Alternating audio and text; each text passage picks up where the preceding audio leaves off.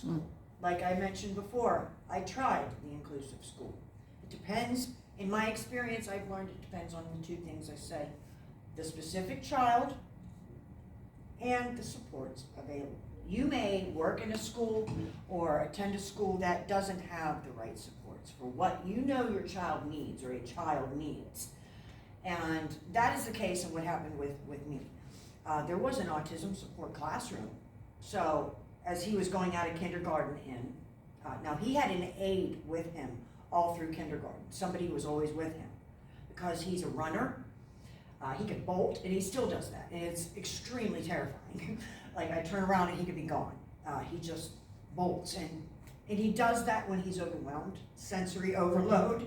He'll do that a lot. He just bolts, and so I've had to learn how to try to prevent that from happening.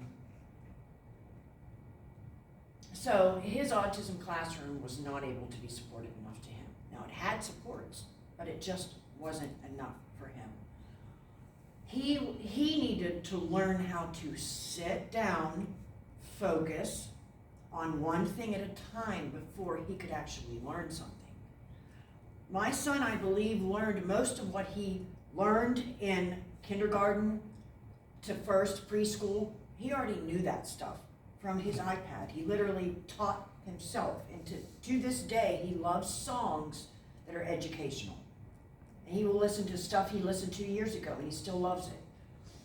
That's the way I think that he really learned. And going to school at the local school just wasn't reinforcing that enough.